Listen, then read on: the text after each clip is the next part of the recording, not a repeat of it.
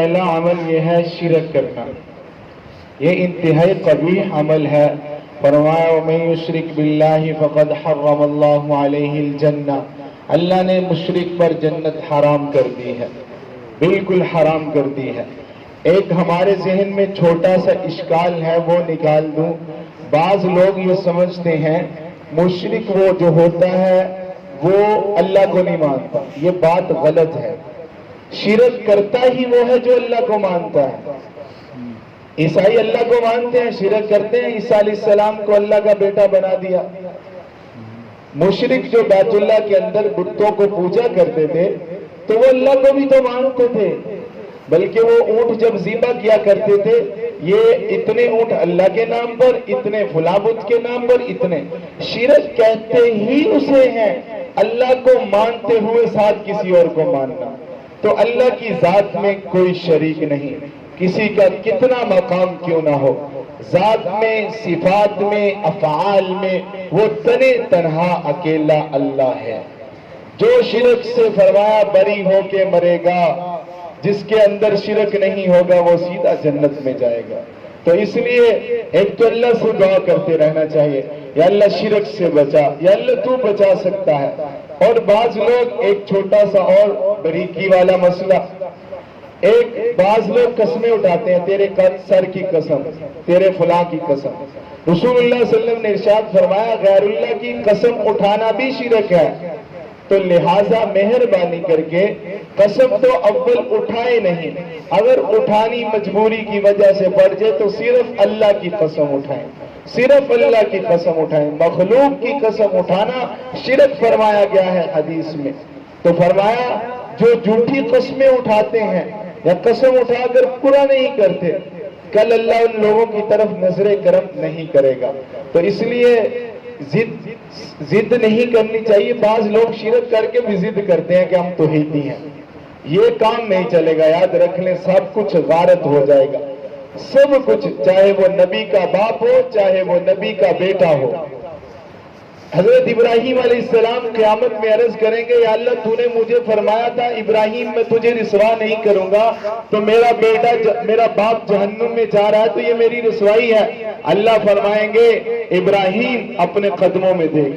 جب ابراہیم اپنے قدموں میں دیکھیں گے تو ایک بچو کی شکل میں ان کا باپ ہوگا آزر۔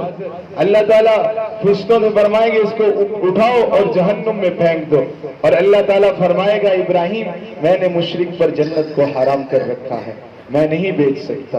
اس لیے ہمیشہ اللہ سے دعا کریں اللہ ہمیں شرک سے بچا، جو صحیح عقیدہ ہے اللہ وہ نصیب فرما، ضد کرنے کی ضرورت ہی نہیں ہے۔ تو ایک پہلا گناہ جو جہنم میں لے کے جائے گا وہ شرک ہے۔ دوسرا ظلم، رسول اللہ صلی اللہ علیہ وسلم نے ارشاد فرمایا الظلم ظلمات یوم القیامہ، ظالم اندھیرے میں ہوگا۔ ایک حدیث سن لیں ظلم سمجھ میں آ جائے گا۔ فرمایا کل قیامت کے دن ایک بندہ پل صراط پر پہنچے گا، کچھ لوگ اس کو پکڑ لیں گے، کچھ لوگ پکڑ لیں گے، کون جو مظلوم ہوں گے وہ پہچان لیں گے۔ اللہ تعالیٰ فرمائے گا تو نے ان لوگوں پر ظلم کیا، کسی کا مال کھایا اس کو نیکیاں دے، کسی کی عزت کو داؤ پہ لگایا اس کو نیکیاں دے، کسی کو ذلیل کیا مجمع کے سامنے اس کو نیکیاں دے، کسی کو گالی نکالی اس کو نیکیاں دے، حتیٰ کہ نیکیاں دیتے دیتے سارے پہاڑ، حدیث میں پہاڑ کا لفظ آتا ہے، سارے پہاڑ نیکیوں کے ختم ہو جائیں گے، ختم ہو جائیں گے۔ پھر فرمایا جائے گا اب ان کے گناہ اس پر لادے جائیں، گناہ لادے جائیں گے۔ جب گناہ سب کے لاد دیے جائیں گے پھر اس کو اونڈے منہ جہنم میں پھینک دیا جائے گا۔ اس لیے خدا را کسی پر ظلم نہ کریں، کسی پر ظلم کیا ہے حدیث میں آتا ہے اس دن، وہ دن آنے سے پہلے یہاں توبہ معافی مانگ لو، اللہ بھی تمہیں معاف کر دے گا۔ جس پر ظلم کیا ہے، جس کی عزت و نفس کو اچھالا ہے، جس کو گالی دی ہے، جس کو مارا ہے، جس کا مال ہڑپ کیا ہے، کچھ بھی کیا ہے، خدا کے لیے معافی مانگ لے۔ ظلم کی سزا اللہ دنیا میں بھی دیتا ہے۔ حضرت معاذ ابن جبل رضی اللہ تعالی عنہ سے جب رسول اللہ صلی اللہ علیہ وسلم نے یمن کا گورنر بنا کے بھیجا، ارشاد فرمایا معاذ مظلوم کی بد دعا سے بچ کے رہنا، اللہ اور مظلوم کے درمیان کوئی پردہ حائل نہیں ہوتا، کوئی پردہ حائل نہیں ہوتا، اس لیے مظلوم کی بد دعا سے بچ کے رہنا۔ کوئی طاقتور تھا محلے کا چودھری صاحب کسی مچھلی والے کے پاس گیا, اس سے مچھلی جو پسند آئی وہ لی, اس نے پیسے مانگے, کہنے لگا جا کیا پیسے مانگتا ہے, مچھلی لی, گھر آ گیا. جب گھر آیا اسی مچھلی نے اپنے دانتوں کے ساتھ اس کے انگوٹھے کو کاٹ دیا. جب اس پر زخم لگا تو اب وہ ڈاکٹر کے پاس جو حکیم طبیب تھا اس وقت اس کے پاس گیا, اس نے کہا یہ کیا کیا تو نے, یہ تو تیرا ہاتھ کاٹنا پڑے گا کیونکہ زہر پھیل چکا ہے تیرے ہاتھ میں. حالانکہ مچھلی کے کاٹنے میں زہر نہیں ہوا کرتا, اللہ ظلم کی سزا دکھا رہا ہے. اس کا ہاتھ اس نے کاٹا, جب پھر تھوڑا سا اور زہر پھیلا تو وہ کہنے لگا بازو کاٹنا پڑے گا, بازو کاٹ دیا گیا. جو طبیب تھا وہ کہنے لگا تو نے کسی پر لگتا ظلم کیا ہے, جب اس سے معافی مانگ لے. وہ کہنے لگا ہاں میں یہ جو مچھلی لے کے آیا تھا نا, اس مچھلی کی میں نے قیمت نہیں ادا کی تھی. وہ گیا, اس کو ڈھونڈا, بڑا رویا اس کے سامنے جا کے, خدا کے لیے مجھے معاف کر دے, تیری ایک مچھلی کی وجہ سے میرا بازو کٹ گیا, اگر میں بازو نہ کٹواتا تو پورے جسم میں زہر پھیل جاتا. اس نے کہا میں نے اسی وقت حلال کر دی تھی تیرے لیے مچھلی. وہ ظالم کہنے لگا مجھے لگتا ہے تو نے مجھے کوئی بد دعا دی تھی. کہنے لگا ہاں میں نے بد دعا دی تھی, میں نے کہا تھا یا اللہ یہ طاقتور بنا پھرتا, تو اس سے طاقتور ہے, ذرا اس کو دکھا دے مزہ طاقت کا کہ کیا طاقت ہوتی ہے. اللہ نے اسی وقت دعا کو قبول کیا. اس لیے فرمایا مظلوم کی بد دعا سے بچ کے رہو, اللہ اور اس کے درمیان کوئی پردہ حائل نہیں ہوتا. تیسرا جو ہمیں اللہ ہم سب کی حفاظت فرمائے, جو ریاکاری ہے, ریاکاری جہنم میں لے جائے گی. فرمایا اللہ ریاکاروں سے جہنم کو بھرے گا کہ جو لوگ اللہ کی رضا کے لیے عمل نہیں کرتے, دکھلاوے کے لیے کرتے ہیں, واہ کے لیے کرتے ہیں, تعریف سننے کے لیے کرتے ہیں, ایسے لوگوں کے بارے میں فرمایا اللہ ان کو جہنم سے بھر دے گا. زنا کرنا یہ بہت سخت گناہ ہے. حدیث میں آتا ہے جو زانی ہوگا کل قیامت کے دن اللہ کے سامنے پیش ہوگا, جب پیش کیا جائے گا اللہ پہلے ایک آگ کی کینچی منگوائے گا, اس سے اس کے دونوں ہونٹ کاٹے جائیں گے. کیوں؟ اس سے تو نے ابتدا کی تھی. ہاتھ کاٹے جائیں گے, اس سے ابتدا کی تھی. وہ کہے گا اللہ میں نے کچھ نہیں کیا. آنکھیں گواہی دیں گی کہ ہم نے برائی دیکھی تھی, کان گواہی دیں گے ہم نے برائی سنی تھی. فرمایا ایک ایک عضو شرمگاہ تک گواہی دیں گے کہ اللہ اس نے یہ کیا تھا. اللہ تعالیٰ فرمایا سب سے سخت عذاب جو جہنم میں ہوگا وہ زانی کو ہوگا, کیونکہ اس کے ہر پورے جسم کے ہر عضو نے اس سے لذت حاصل کی تھی. اللہ ہر عضو کو جہنم میں جلائے گا. اس لیے خدا را اللہ سب کی حفاظت فرمائے. زانی زنا کے بڑے نقصان ہیں, بڑے نقصان ہیں. اس زانی کا مجمع میں دل نہیں لگتا, وہ نشئی کی طرح بے چین رہتا ہے, تنہائی کو تلاش کرتا ہے. اللہ چہرے کا نور کھینچ لیتا ہے, اس کے چہرے سے وحشت آتی ہے, اس کو لوگوں سے, اللہ والوں سے اس کو وحشت آتی ہے. کیونکہ اللہ بہت غیرت والا ہے. حدیث میں آتا ہے جب ایک غلام دوسرے غلام سے باندی سے زنا کرتے ہیں, اللہ کی غیرت بہت جوش میں آتی ہے کہ زمین میں اللہ ان کو دونوں کو دنسا دے. اس لیے فرمایا کہ زنا کے قریب کبھی نہ جائیں. حلال اللہ نے نکاح رکھا ہے, نکاح کریں. ایک اور حدیث سن لیں, رسول اللہ صلی اللہ علیہ وسلم نے ارشاد فرمایا والدین کے بچے جوان ہوئے, انہوں نے شادی کا انتظام نہیں کیا اور بچے گناہ میں مبتلا ہوئے, اس کا گناہ اس کے والد کے سر پر جائے گا. کیوں نہیں تو انتظام کر رہا, کیوں تو یہ چاہ رہا ہے کہ ان کی ساری خواہشیں پوری کر کے شادی کرو. بس سادہ نکاح کر لے, انشاءاللہ اس میں اللہ برکت ڈالے گا, اللہ سارے ارمان آخرت میں پورے کرے گا. اس لیے جلد از جلد حضرت علی رضی اللہ تعالیٰ عنہ سے رسول اللہ صلی اللہ علیہ وسلم نے ارشاد فرمایا ایک جب جوان ہو جائے, بچہ بچی جوان ہو جائے, اس کے مناسب رشتہ مل جائے تو رشتہ کر دو, زیادہ اس کی جانچ پڑتال نہ کرو. اگر تم بے عیب لوگ ڈھونڈنے شروع کریں گے تو ایک بھی بے عیب نہیں ملے گا. صرف اللہ کی ذات عیب سے پاک ہے. ہر انسان میں کوئی نہ کوئی عیب ضرور پایا جاتا ہے. فرمایا رشوت کا لین دین کرنا یہ بہت کبھی گناہ. الراشی والمرتشی کلاہما فی النار, رشوت دینے والا رشوت لینے والا دونوں جہنمی ہیں. یاد رکھ لیں, یاد رکھ لیں, جو لوگ اپنے بچوں کو رشوت کھلاتے ہیں خود اپنے پیٹ میں رشوت کا حرام کا مال ڈالتے ہیں, ان کے لیے وہ مال ضرور نقصان دہ ثابت ہوتا ہے. 1000 رشوت سے کمایا, 2000 کمایا, لاکھ کمایا, اسی طرح کی اللہ بیماری بھیجے گا. ایسی بیماری بھیجے گا در در کی ٹھوکریں کھانی پڑے گی. لیکن کیونکہ یہ اللہ کے ساتھ اللہ نے جب نصیب لکھ دیا ہے, کیا ہم اللہ کی جیب کاٹ کے لینا چاہتے ہیں؟ میرے اور آپ کے نصیب میں جو اللہ نے حلال لکھ دیا ہے, صبر کر کے انتظار کر کے کھائیں, انشاءاللہ اللہ حلال ہی دے گا. فرمایا جو حرام کھاتا ہے وہ گویا کہ اللہ کی تقدیر پر یقین نہیں رکھتا, اللہ کی تقسیم پر یقین نہیں رکھتا. نحن قسمنا بینہم معیشتہم فی الحیات الدنیا ورفعنا بعضہم فوق بعض درجات لیتخذ بعضہم بعضا سخریا. جب اللہ کہہ رہا ہے میں نے تقسیم کر دیا, جب تقسیم کر دیا, تھوڑا کیا تو یا اللہ صبر کرتے ہیں, زیادہ کیا تو یا اللہ شکر کرتے ہیں, سب کچھ تیری ہی طرف سے ہے. تو اس لیے کبھی بھی حرام نہ مال خود کھائیں نہ بچوں کو کھلائیں. اصل شیطان ایک بات دل میں ڈالتا ہے, میں تو 2 روٹی کھا لیتا ہوں, میرے بچے بیچارے اچھے اسکول میں پڑھتے ہیں, اچھا کھانا کھاتے ہیں, تو اس لیے بچوں کے لیے کر رہا ہوں. بچوں کے لیے کیوں اپنی قبر کو آگ سے بھر رہے ہو, کیوں اپنے آپ کو جہنم کا مستحق بنا رہے ہو؟ بچوں جو اللہ آپ کو دے رہا ہے اسی نے تو بچوں کی قسمت بھی لکھی ہے, بچوں کی تقدیر بھی لکھی ہے. فرمایا تکبر کرنا یہ بہت کبیر گناہ ہے, بہت بڑا گناہ ہے. رسول اللہ صلی اللہ علیہ وسلم نے ارشاد فرمایا متکبر اگر کسی کے دل میں رائی کے دانے کے برابر تکبر ہوگا, رائی کے دانے کے برابر تکبر ہوگا, وہ جنت میں نہیں جا سکتا. ایک حدیث میں ارشاد فرمایا تکبر اللہ کی چادر ہے, جو اللہ کی چادر کو پکڑے گا اللہ اس کی گردن کو مروڑ دے گا. جو متکبر ہوتے ہیں اللہ دنیا میں ذلیل کر کے دکھاتا ہے, یہ اللہ کا وعدہ ہے. متکبر کو اللہ کبھی عزت نہیں دیتا, یاد رکھیں, متکبر کو اللہ عزت کبھی نہیں دیتا. ہاں اللہ ڈیل ضرور دیتا ہے, ڈیل ضرور دیتا ہے. 4 دن تیرے ہیں, عائش کر لے, دکھا لے لوگوں کو اپنی طاقت. ایک بزرگ فرمانے لگے جو انسان 2 شرم گاہوں کے ملنے سے پیدا ہوا ہو وہ تکبر کیا کرے گا؟ جو روزانہ 20 مرتبہ پخانہ صاف کرتا ہو اپنا, وہ کیا تکبر کرے گا؟ پہلے اپنی حیثیت تو دیکھ لے یار, پہلے اپنی حیثیت تو دیکھ کہ میرے پیٹ میں درد اٹھ جائے تو مجھے سمجھ نہیں آتی کہ کیا ہونا ہے, تو پھر تکبر کس بات کا؟ اور سب سے بڑی بات کہ جہنم میں جانے کا ذریعہ ہے. آگے فرمایا منشیات کا استعمال, یہ جو چرس فیم, یہ یاد رکھیں علماء نے لکھی ہے یہ بات کہ اکثر خاتمہ جو ایمان پر نہیں ہوتا وہ اس نشے کی وجہ سے نہیں ہوتا.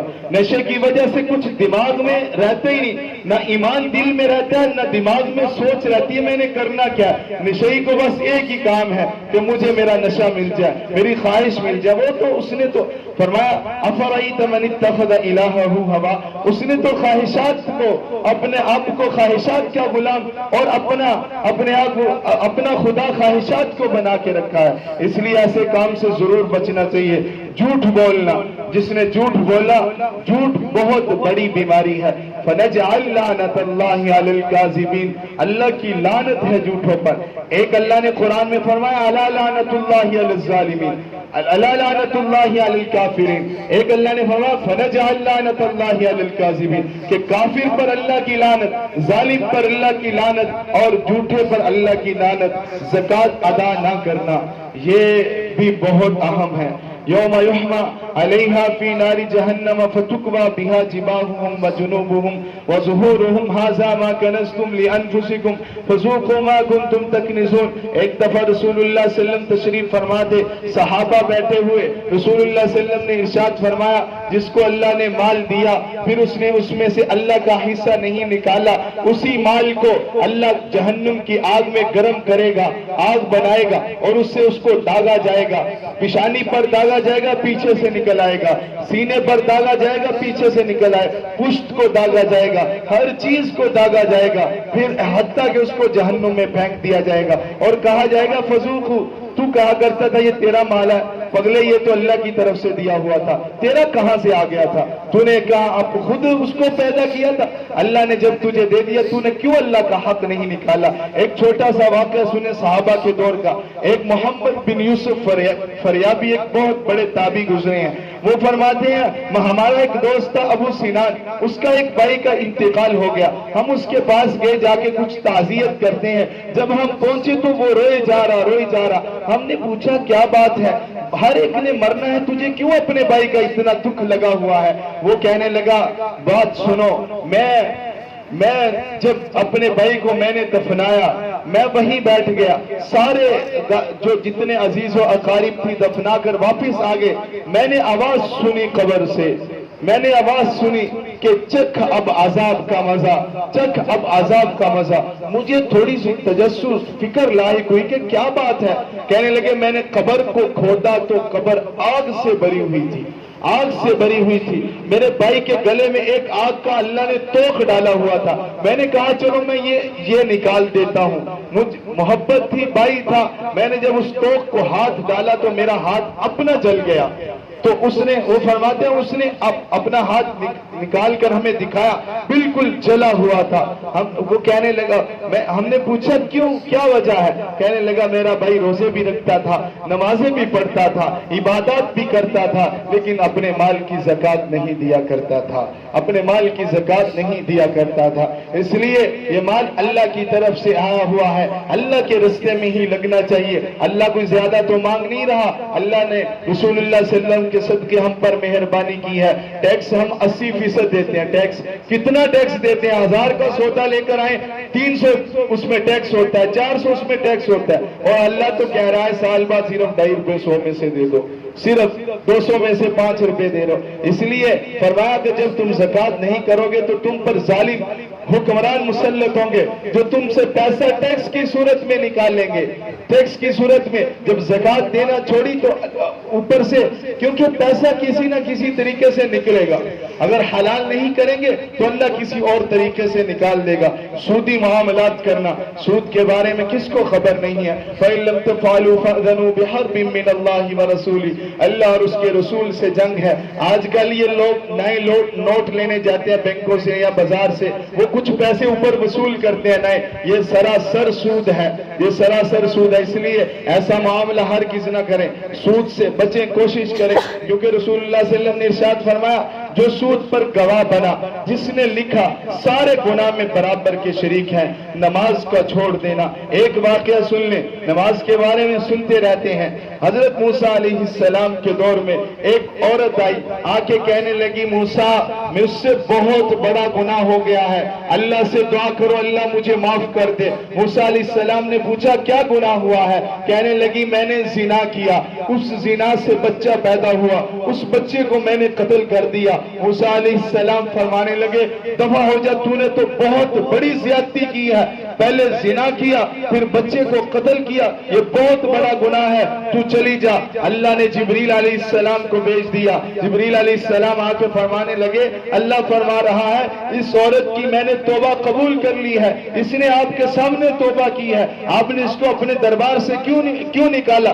اپنے ساتھ والے کو دیکھیں، یہ اس سے بڑا مجرم ہے۔ موسیٰ علیہ السلام نے پوچھا کیوں؟ یہ نماز چھوڑتا ہے۔ کتنا بڑا گناہ ہے نماز چھوڑنا؟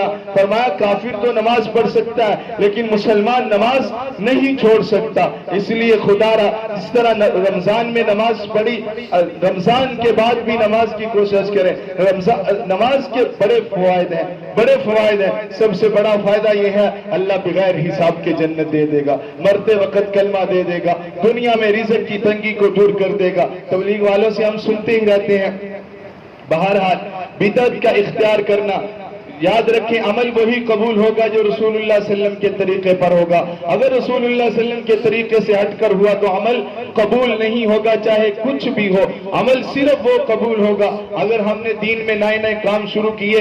ایک حدیث میں آتا ہے رسول اللہ صلی اللہ علیہ وسلم نے ارشاد فرمایا کہ میں حوض کوثر پر پانی پلا رہا ہوں گا، کچھ لوگ آئیں گے اور میں ان کو پانی پلانے لگوں گا، فرشتے ان کو ہانک کر لے جائیں گے دور، تو میں پوچھوں گا یہ میرے امتی امتی نہیں، فرمایا جائے گا ہاں نبی جی آپ کے امتی ہیں، آپ کے امتی ہیں، لیکن جب آپ اس دنیا سے تشریف لے گئے تو انہوں نے دین کے اندر نئے نئے کام ایجاد کر لیے۔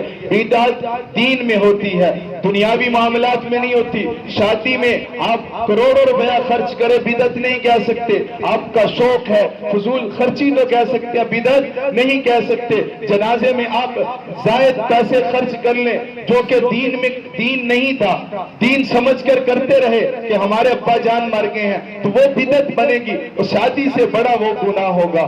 کیوں فرمایا کل بدعت ضلالہ وکل ضلالۃ فی النار، اور بدعت ہر گمراہی ہے، ہر گمراہی جہنم میں لے کے جائے گی۔ ملاوٹ کرنا، رسول اللہ صلی اللہ علیہ وسلم نے ارشاد فرمایا جس نے دھوکہ دیا وہ ہم میں سے نہیں۔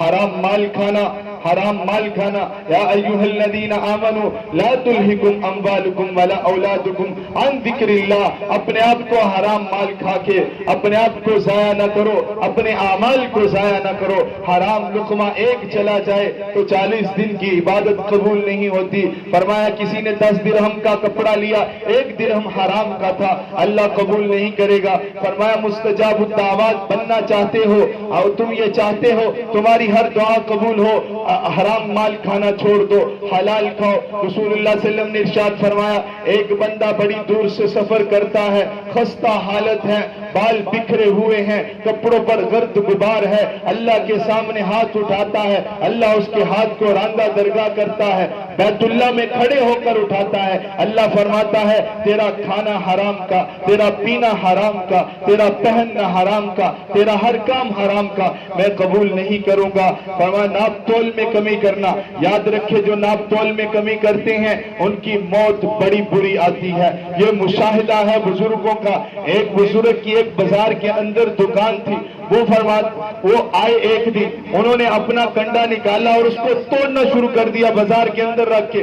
کوئی آیا کہنے لگا حضرت اس میں کوئی خرابی ہے تو ٹھیک کروا لیتے ہیں۔ فرمایا اس میں خرابی نہیں ہے، خرابی ہم میں ہے۔ میرا ہمسایہ تھا، سوٹ کی دکان تھی، وہ میں اس کے پتا چلا کہ اس کا آخری وقت ہے، میں گیا، میں کلمے کی تلقین کر رہا ہوں، وہ نہیں پڑھ رہا، میں پوچھ رہا ہوں کیوں کیا بات ہے، تو بڑا نیک بندہ ہے۔ کہنے لگا یہ کنڈا یہاں اڑا ہوا ہے جو کلمہ باہر نہیں آنے دے رہا۔ اس نے پوچھا کیا بات ہے، کہنے لگا میرے کنڈے میں کمی تھی، جب میں تولا کرتا تھا تو میرا جو گاہک ہوتا تھا اس کو کم جایا کرتا تھا۔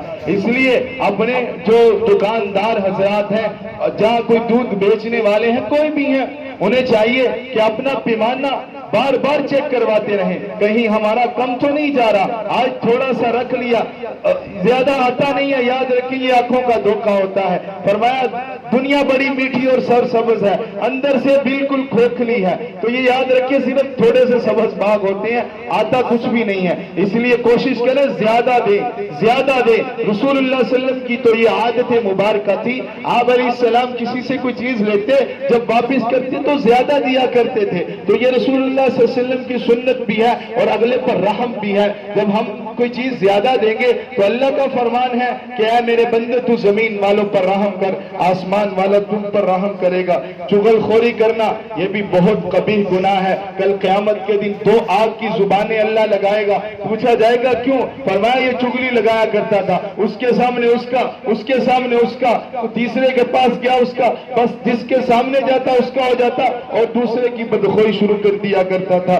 ذخیرہ اندوزی، حدیث میں آیا احتکار، ذخیرہ اندوزی کسے کہتے ہیں؟ اس کا مطلب یہ ہوتا ہے جیسے مثال کے طور پر آج کل ڈالر مہنگا ہو رہا ہے، بعض لوگ ڈالر خرید لیتے ہیں، کیوں خرید کر جب اور مہنگا ہوگا تو ہم اس کو بیچیں گے، یعنی کہ اس سے مسلمانوں کو تکلیف پہنچتی ہے۔ اس لیے جب آپ یہ دیکھ رہے ہیں ایک چیز مہنگی ہو رہی ہے اور آگے وہ نیاب بھی بن رہی ہے، یعنی مارکیٹ کے اندر کم بھی ہو جائے گی، جب میں بیچوں گا تو مجھے دگنے پیسے ملیں گے، اس پر لعنت آئی ہے، اس پر جہنم کا فرمایا گیا ہے۔ اس لیے ذخیرہ اندوزی نہیں کریں۔ عبد الرحمن بن عوف رضی اللہ تعالیٰ عنہ سے پوچھا آپ کیسے اتنے بڑے مالدار بنے کہ جب آپ فوت ہوئے تھے 100 بدری صحابی زندہ تھے، ہر بدری صحابی صحابی کو 40 دینار سونے کے اور 1 اونٹ ملا تھا، اتنا زیادہ مال چھوڑا تھا۔ فرمایا کہ جب میرے پاس مال ہوتا ہے مجھے تھوڑا سا منافع ملے میں نکال دیتا ہوں، کس لیے کہ ان کا بھی فائدہ ہو جائے، پھر اللہ میرا فائدہ کرتا جاتا ہے، پھر مجھے نقصان نہیں ہوتا۔ ذخیرہ اندوزی کرنے والے کا نقصان بہت زیادہ ہوتا ہے۔ فرمایا گناہوں کا ارتکاب کرنا یہ تو عام سا عمل ہے کہ جو گناہوں کے اندر رچ بس جائے گا اللہ تعالیٰ اس کو جہنم میں پھینک دے گا۔ ناچ گانا کرنا، میوزک سننا، میوزک بولنا، میوزک کی محفلیں سجانا، یہ سب پر اللہ کی لعنت ہے۔ رسول اللہ صلی اللہ علیہ وسلم نے ارشاد فرمایا میری امت پر ایسا وقت آئے گا رات کو میوزک کی محفلیں لگائیں گی، جب صبح ہوگی سارے بندر اور خنزیر کی شکلوں میں مسخ ہو چکے ہوں گے۔ بد نظری کرنا، رسول اللہ صلی اللہ علیہ وسلم نے ارشاد فرمایا لعن اللہ الناظر والمنظور الیہ، کہ جو بد نظری کرتا ہے کرنے والے پر بھی لعنت، کروانے والے پر بھی لعنت۔ اس لیے جس گھر کی خاتون بے پردہ نکلتی ہے اس گھر کا ہر مرد گناہگار ہے، کیوں تو اپنی بہن بیٹی کو بے پردہ باہر نکالتا ہے؟ فرمایا ایک بزرگ ابو الحسن رحمت اللہ علیہ ارشاد فرماتے ہیں اللہ جس کو ہلاک کرنا چاہتا ہے اس کو خوبصورت چہرے کی دیکھنے کی عادت ڈال دیتا ہے۔ لعنت کرنا ہم میں سے اللہ نے کسی کو اختیار نہیں دیا ہم ایک دوسرے مسلمانوں کو لعنت کرتے پھریں۔ فرمایا کافر کو بھی لعنت کرنا جائز نہیں۔ لعنت کب کرتا ہے انسان؟ اس وقت کرتا ہے جب دوسروں سے اپنے آپ کو بہتر سمجھتا ہے۔ کافر پر فرمایا ہر مسلمان کو احتمالاً حالاً ہر حال میں اچھا سمجھو، اور کافر کو احتمالاً اچھا سمجھو، ہو سکتا ہے کل کو یہ ایمان لے آئے اور ہم سے آگے نکل جائے۔ کسی کا مذاق اڑانا، یا ایھا الذین آمنوا لا یسخر قوم من قوم عسى، ایک دوسرے کا مذاق مت اڑاؤ۔ لڑائی جھگڑا کرنا، جس کے پاس گیا اس سے لڑائی جھگڑا شروع، جس محفل میں گیا اس سے لڑائی جھگڑا شروع۔ 2 حدیثیں سنیں، رسول اللہ صلی اللہ علیہ وسلم نے ارشاد فرمایا اگر کوئی حق پر ہوتے ہوئے لڑائی چھوڑ دے گا، حق پر ہوتے ہوئے جھگڑا چھوڑ دے گا، میں محمد ضمانت دیتا ہوں جنت کے درمیان میں گھر لے کر دوں گا۔ ہاں اگر کوئی حق پر نہیں، باطل پر ہے، نہ حق پر ہے، لیکن پھر بھی اللہ کی رضا کے لیے جھگڑا چھوڑ دیتا ہے، فرمایا اس کو جنت کے کنارے پر گھر لے کر دوں گا۔ خودکشی کرنا، خودکشی یہ بندہ کیوں کرتا ہے؟ جب اللہ سے نا امید ہو جاتا ہے، اور اللہ سے نا امیدی کفر ہے۔ فرمایا جس حال میں مرو گے قیامت تک یوں ہی مرتے رہو گے، پھر جہنم میں جاؤ گے پھر یوں ہی مرتے رہو گے۔ آج اگر کوئی مسلمان خودکشی کرتا ہے تو صرف یہ ڈرامے دیکھ کے کرتا ہے، فلمیں اس میں دکھایا جاتا ہے، وہ تو ہوتی ہی فلم ہے، وہ کہتا ہے یہ ایسے ہو رہا ہے، وہ بھی ایسے کرنا شروع کر دیتا ہے۔ یہ دین سے دوری کا ذریعہ ہے خودکشی۔ یاد رکھیں کافر روزانہ خودکشیاں کرتے ہیں۔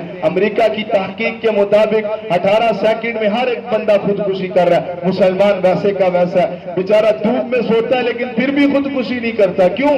اللہ کی ذات پر امید ہے، اللہ کی ذات پر بھروسہ ہمیں خودکشی سے بچائے گا، ہمیں گناہ سے بچائے گا۔ جادو کرنا یا کروانا، ایک حدیث میں فرمایا 3 بندے جہنم میں جائیں گے سیدھے، جن سے جو اللہ سب سے پہلے جن کو جہنم میں بھیجے گا، شراب پینے والا، جادو کی تصدیق کرنے والا اور تکبر کرنے والا، قطع رحمی کرنا، یتیم کا مال کھانا، اس پر زیادتی کرنا۔ یتیم اگر کوئی فوت ہو گیا چاچا، اس کا مال ہڑپ کرنے کے چکر میں پڑا ہوا ہے، یاد رکھیں جہنم اپنے لیے جہنم بنا رہا ہے۔ جوا کھیلنا، رسول اللہ صلی اللہ علیہ وسلم نے فرمایا کہ جوا کھیلنے والے پر لعنت ہے، اور جوا کھیلنے والا گویا کہ اس کو اپنا مال ضائع کرنے کا شوق ہے، اور اللہ سوال کرے گا کہ مال کہاں سے کمایا تھا، کہاں خرچ کیا تھا۔ یاد رکھے جوا کھیلنے والا کبھی امیر نہیں ہوتا، کبھی بھی امیر نہیں ہوتا، کبھی بھی یہ نہیں ہو سکتا اللہ کی نافرمانی کر کے اپنے آپ کو وہ بڑا عزت والا بنا دے۔ چوری کرنا، مرد عورت کا ایک دوسرے کی مشابہت اختیار کرنا۔ مرد کا کام کیا ہے کہ آپ نے گٹے ننگے رکھنے ہیں، عورت کا کام کیا ہے اپنے گٹوں کو چھپانا ہے۔ تو مشابہت ہوئی کہ نہ ہوئی؟ مرد صاحب کیا کرتے ہیں؟ چھپا کے رکھتے ہیں، عورت صاحب یہاں تک لے آئی تو مرد فرمایا رسول اللہ صلی اللہ علیہ وسلم نے ارشاد فرمایا جس نے اپنے تکبر کی وجہ سے اپنے گٹوں کو چھپا کے رکھا اللہ تعالیٰ اس کی طرف نظر کرم نہیں فرمائے گا۔ اللہ عمل کی توفیق عطا فرمائے۔ الحمد